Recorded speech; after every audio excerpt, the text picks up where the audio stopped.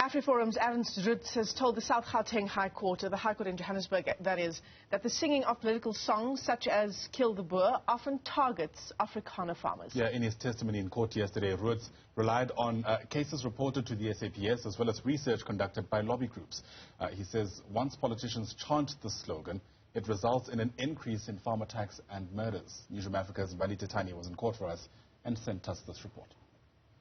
AfriForum's Ernst has blamed farm attacks and murders on the chants by politicians such as struggle song Kill the Boer. Roets has used research from the year 1993 after late former ANC Youth League President Peter Mokaba chanted the words to a group of supporters.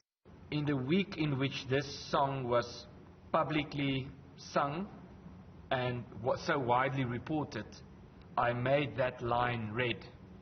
So you can see that's the week there in April. You can see there's a week, one of the lines is red, not blue. That is indicative of the fact that that's the week in which this controversy about and this highly publicized events of the song Kill the Boer, Kill the Farmer started. And what is significant there is the graph makes it very clear that there is a significant spike in the amounts of farm murders. I'm not talking about attacks, I'm talking about farmers being murdered. Roets has also singled out former President Jacob Zuma for singing the song during his presidency. It's particularly alarming and it strengthens a sense of marginalization, a sense of alienation, a sense of being second-class citizens, of being part of a group that have less rights, not necessarily in theory but in practice.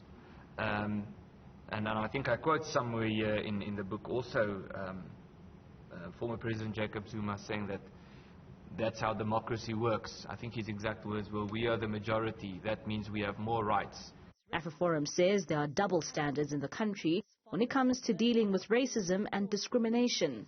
If it's black on white violence, it gets an amount of attention. But if it's white on black violence, there's a national outcry.